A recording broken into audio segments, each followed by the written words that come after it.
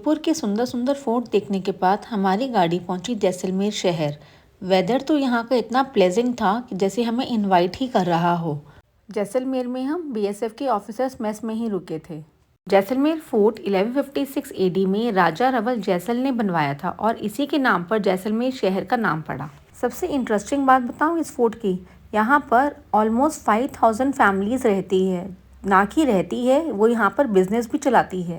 ऐसा मैंने पहली बार किसी हिस्टोरिकल प्लेस पे देखा, जो हिस्टोरिकल भी है और जहाँ लोग अभी रहते हैं और वहाँ अपनी बिजनेस भी चलाते हैं। इस फोर्ट के अंदर लोगों ने छोटी छोटी गलियों में बहुत सारी शॉप्स खोली हुई हैं, जहाँ पर आपको Rajasthani handbags, bags, table runners and बहुत सारे राजस्थानी शो पीसेस मिल जाएंगे।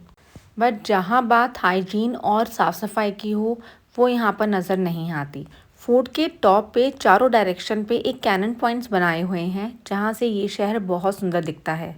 रात को जब हर घर की लाइट्स जल जाती है तो यहाँ का नज़ारा देखने लायक होता है। अक्सर लोग यहाँ पर रात को आते हैं और यहाँ पर इटालियन कैफ़े और यहाँ की लाइट्स को एंजॉय करते हैं। दिवाली से पहले का ये 5-6 डेज़ का फैमिली वेकेशन काफ़ी अच्छा और काफ़ी रिफ्रेशिंग रहा हमारे लिए। फोर्ट घूमने के बाद हम लोग गए एक लेक पर, जहां अभी बोटिंग बंद थी। बट यहां पर टूरिस्ट बहुत सारे आए हुए थे। लेक काफ़ी सुंदर थी।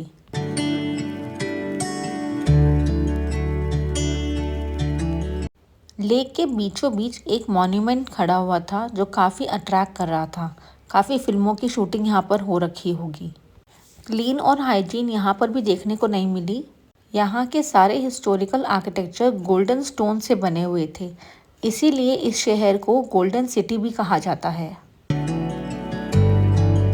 ये देखिए जैसलमेर फोर्ट का रात का व्यू, कितनी लाइट्स चमक रही हैं यहाँ पर। तो अब हम चले इंडिया पाकिस्तान बॉर्डर देखने, जहाँ पर आम आदमी भी जा सकता है, बट उसको तनोट माता के मंदिर से एक पास लेना पड़ता है, जहाँ पर उसकी गाड़ी का नंबर ऑफ पैसेंजर्स सब कुछ नोट डाउन होता है।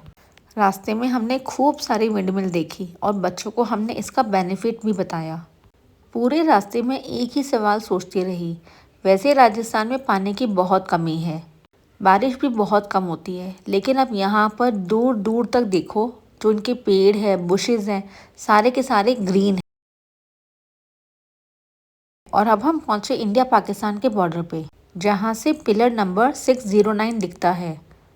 यहाँ खड़े होके आप एक ही नज़र में दोनों देश देख सकते हो, एक तरफ हिंदुस्तान और दूसरी तरफ पाकिस्तान। ये एरिया राजस्थान के थार डेजर्ट में आता है, जहाँ दूर तक सिर्फ रेत और हवा है। पर इन रेत के टीलों के बीच ये बॉर्डर पिलर हमारे देश की सीमा और सुरक्षा का प्रतीक है। हर दिन यहाँ बीएसएफ के जवान अपना फर्ज निभाते हैं, बिना शोर शराबे के, बिना फैमिली के, लेकिन पूरे जोश के साथ। इसके बाद हम लोग गए लोंगेवाला वॉर मेमोरियल, एक ऐसी जगह जहां इंडिया ने लिखी थी अपनी जीत की कहानी। 1971 के इंडिया पाक वॉर में यहां बीएसएफ और इंडियन आर्मी के सोल्जर्स ने इम्पॉसिबल को भी पॉसिबल कर दिखाया था। बस 120 जवान और सामने पाकिस्तानी आर्मी के हज़ारों सोल्जर्स और टैंक्स, फिर भी जीत हम भारत की ही हुई। इस जगह का साइलेंस भी अपने आप में एक कहानी सुनाता है। यहाँ पर आकर उस रात वॉर का सीन अपने आप दिमाग में बन जाता है। जैसे ही आप यहाँ एंटर करते हो, सबसे पहले नज़र पड़ती है भारत के टैंक्स और व्हीकल्स पर, जो असली वॉर में यूज़ हुए थे। अंदर एक म्यूज़ियम है जहाँ पुराने फोटोग्राफ्स, डॉक्यूमेंट्स और रियल वेपन्स डिस्प्ले किए गए हैं। यहाँ खड़े होकर आप महसूस कर सकते हो कि ये सिर्फ एक बैटलफील्ड नहीं, ये देशभक्ति की पवित्र भूमि है। ये जगह, ये म्यूज़ियम अभी बनाया गया है ताकि यहाँ के टूरिस्ट को यहाँ की इम्पोर्टेंस मालूम चले। सबसे इंस्पायरिंग बात यहाँ ये लगी कि मेजर कुलदीप सिंह और उनके जवानों ने यहाँ सिर्फ अपनी हिम्मत और जज्बे के साथ एक इतिहास लिखा था। इनके ऊपर बनी बॉर्डर तो हम सब ने देखी है, लेकिन जब आप यहाँ खुद आते हो तो रियलाइज़ होता है रील और रियल में कितना फ़र्क है। यहाँ पर रियल हीरोज़ के, यानी कि उन सोल्जर्स के सारे डॉक्यूमेंट्स, फ़ोटोग्राफ्स डिस्प्ले किए गए हैं। उनके रियल फ़ोटोग्राफ्स, रियल आर्टिकल्स, उनका एक्सपीरियंस, सब कुछ यहाँ पर डिस्प्ले है। ये है मिस्टर कुलदीप, जिन्होंने उन 120 जवानों को मोटिवेट किया, इंस्पायर किया और सच में जीत हासिल करी। असल में ये है हमारे देश के असल हीरो। सच में सैल्यूट है इन सबको। इस म्यूज़ियम में उस रात का 3D मॉडल भी बनाया गया है। कहाँ फाइटर प्लेन्स, कहाँ हमारे सोल्जर्स खड़े हुए थे। यहाँ आकर तो सच में गूज़ बम्स आ जाते हैं। कितनी मुश्किल गई होगी वो रात इन सब के लिए। इतनी सी बात हवाओं को बताए रखना, रोशनी होगी चिरागों को जलाए रखना। लहू देकर की है जिसकी हिफाजत हमने, उस तिरंगे को भी दिल में बसाए रखना। कितनी सही बात ये लाइन बोली है और हमें ये हमेशा याद रखनी चाहिए। काफ़ी इमोशनल हो गया व्लॉग। अब थोड़ा नॉर्मल होते हैं। म्यूज़ियम के अंदर ही एक बंकर भी बनाया गया है। बाहर से देखने में बहुत छोटा, लेकिन अंदर एक बहुत बड़ा ऑडिटोरियम बनाया हुआ है। बंकर ऐसा होता है ये मैंने पहली बार देखा था।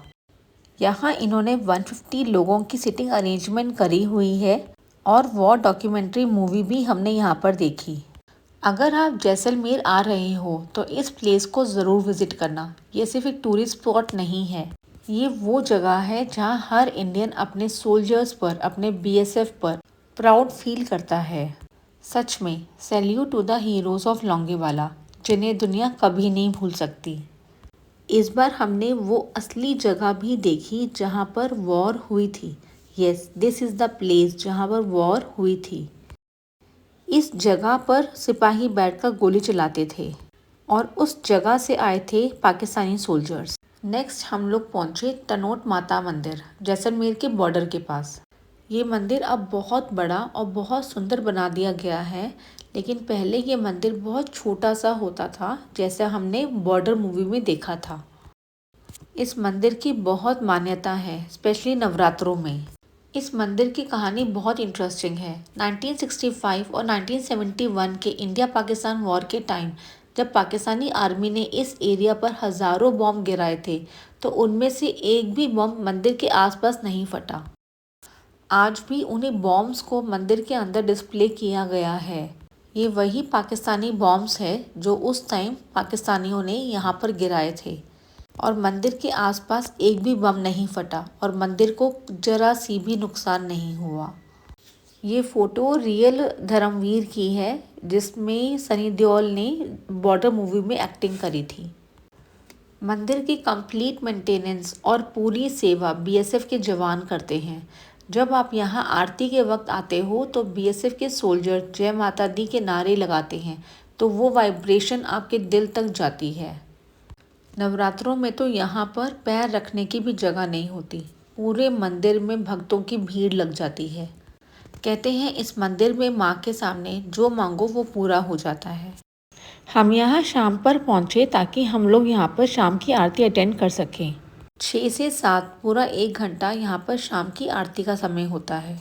माता के दर्शन हमने पहले ही कर लिए और आरती के लिए हमें आधा घंटा मंदिर के अंदर ही वेट करना पड़ा, लेकिन इट टोटली वर्थ इट। आरती के समय इतनी वहाँ पर भीड़ हो गई थी कि अच्छा हुआ हमने माता के दर्शन पहले ही कर लिए।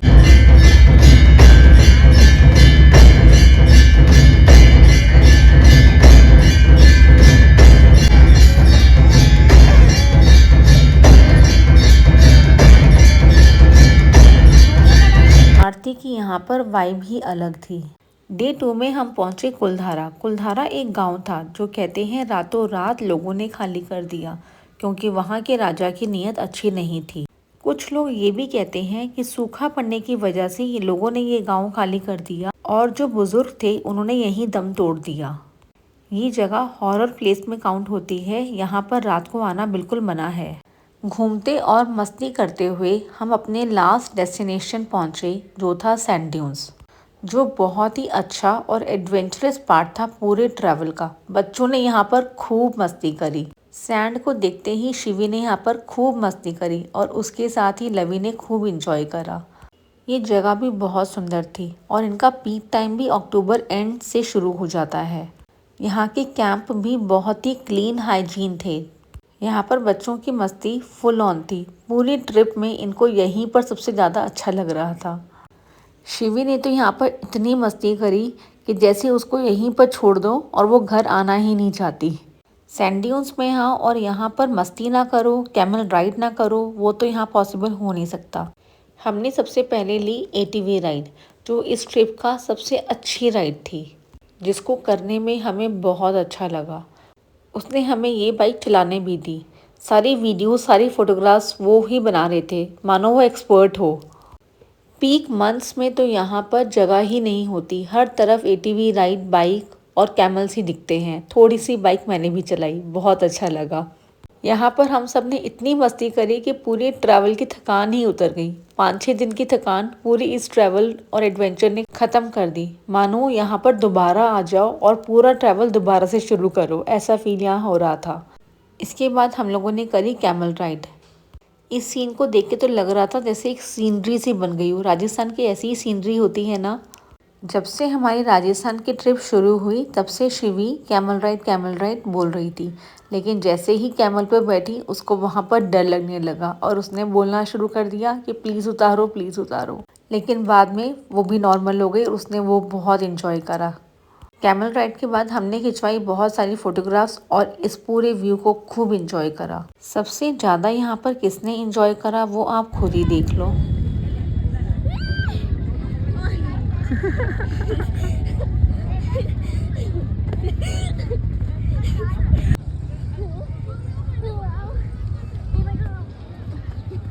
रिजॉर्ट में पहुंचते ही हमारा वेलकम राजस्थानी स्टाइल में किया गया। ढोल बज रहे थे, तिलक लगाया गया और हमें राजस्थानी स्टाइल से वेलकम किया गया।